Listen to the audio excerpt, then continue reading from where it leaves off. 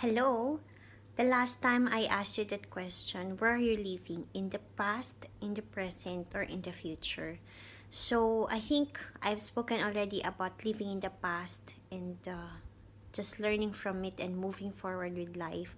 Now I want to ask you a question. Are you living in the future? The thing is that a lot of people I've met, and I used to be one of that person. I used to live in the future. And how can I say that? I think people who live in the future are those who have so much fear of what might happen in the future. And as a result, because those fears are there, then we start to panic, do things that are actually not helping out.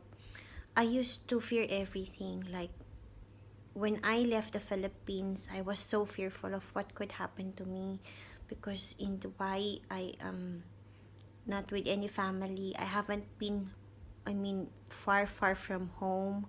I don't know how to cook. I don't know how to wash clothes. I don't know anything except work. So I was really, really worried. I also, when I got married and started to become pregnant, I was so scared because I was like, I don't even know how to hold a baby. Will I not crush it? And when my kids are now studying, I have so much fears also of what are they gonna learn from school, some bad things I cannot control, and some things, sometimes when they come to me and give me these stories and throw me some questions, it sometimes worry me, where are they getting this from? But what I want to tell you is how can you really conquer your fears? Because every day we have so much fear of what could go wrong, what could happen. When I left my job, I have another fear of what will happen to me after that. But I think there are three things that I want to share with you that I personally use to conquer my fears.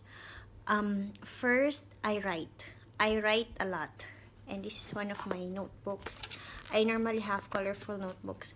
Every day I do journaling. I write everything as if I am talking to God. I write about what I'm thankful for. I write about my fears. I write about my wishes. And I think writing is really so powerful because it gives you a perspective to dump your thoughts.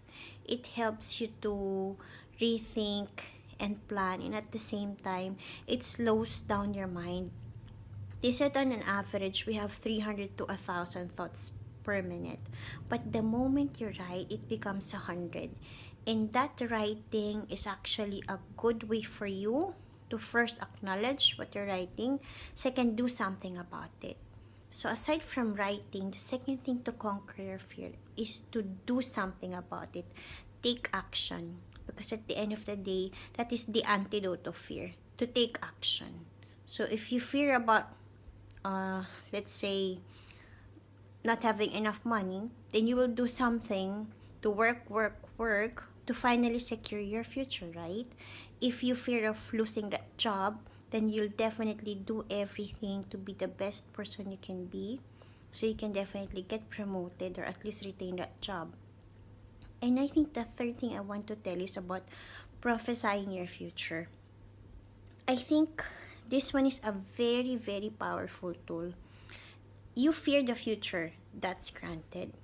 So you write about it, you do something about it, but also you have to prophesy what do you really want to see on your future? Do you envision a beautiful future? Do you envision that your kids will always be happy and healthy? Do you envision a beautiful life for you and the family? Because when you started to envision that this is what you've wanted, you will start doing something that is linked to that vision. So let's say, for example, I had the vision of I want to be a manager at the age of 30.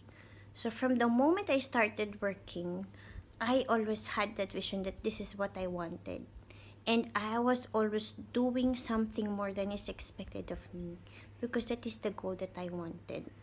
So if you really feel the fear about the future, you have two options because fear it has two meaning as far as I know.